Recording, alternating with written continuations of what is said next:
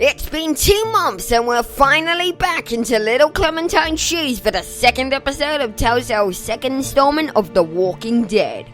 Now before the review begins, I'm going to warn you that there are spoilers in this video. I will try not to spoil that much in this review, but if you want the true experience of this game, play it yourself. Starting right after the events of episode 1, Clementine and her new group have to head up into the mountains due to an extremely intelligent and dangerous threat to the group. Throughout this episode, many problems have to be solved by Clementine and difficult choices do arise. People do die, and as Clementine you have to try and protect them and yourself. Without spoiling anything, I can once again report that Telltale have done a brilliant job with this episode's story, and it truly is the highlight of the game.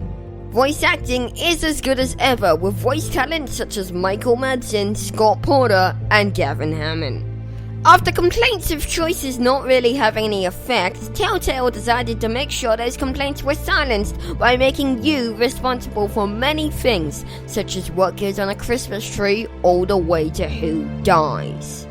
From this episode, it's clear that the tone of this season so far appears to be family, as it's constantly mentioned by pretty much everyone.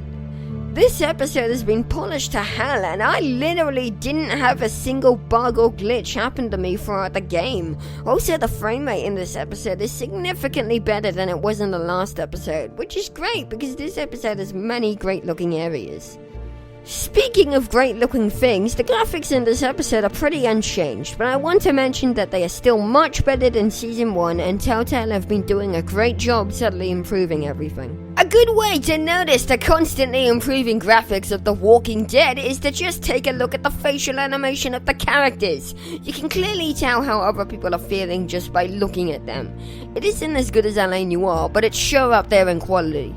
Gameplay is still largely the same, but Telltale have done a tough job of making quick-time events extremely intense moments that have you on the edge of your seat. The exploration aspect of this game has been toned down a bit, which is a bit sad, though it was likely toned down not to take any time away from the story. First person is, in a way, back, though it's only used for things such as looking through binoculars and taking photos of people. In conclusion, the second episode of The Walking Dead has improved on the first one in every way and is certainly warranting of a Game of the Year, and we're only 2 episodes in. The story and gameplay for this episode are both great in their own right and did everything they needed to do and more. This episode has stayed true to making me a very emotional person and is going to make you want to do a second playthrough just to see what can happen. Episode 2, without question, is a true example of why me and many other people love The Walking Dead, and without a doubt in my mind, gets a 10 out of 10. So that's it, my review of The Walking Dead Season 2, Episode 2, A House Divided. It's an amazing game and I recommend you buy it right now. If you want to see future reviews or my other content, please subscribe.